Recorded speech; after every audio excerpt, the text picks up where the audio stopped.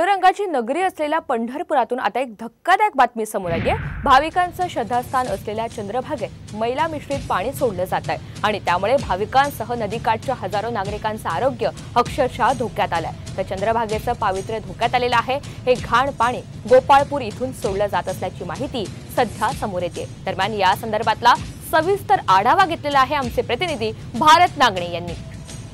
पंढरीचा वास चंद्रभागे स्नान अनेक दर्शन विठोबाचे याच भावनेने लाखो भाविक पंढरपूरच्या याच चंद्रभागेमध्ये पवित्र स्नान करतात आणि विठुरायाचं दर्शन घेतात।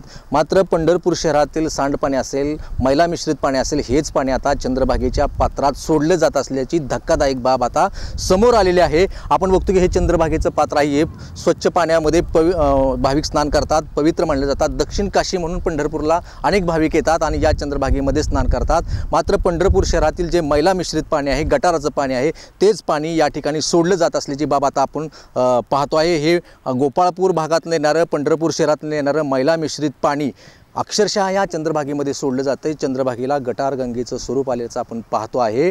आषाढी यात्रा आता ऐन तोंडावरती आलेली आहे, तरी देखील हे घाण पाणी नदीत सोडलं जातं। याकडे शासन कशा पद्धतीने पाहते किंवा यावरती काय उपाययोजना केली जाते हे पाहणं आता महत्त्वाचं आहे। कॅमेरामन राजू मिसाळसह भारत नागणे, साम टी।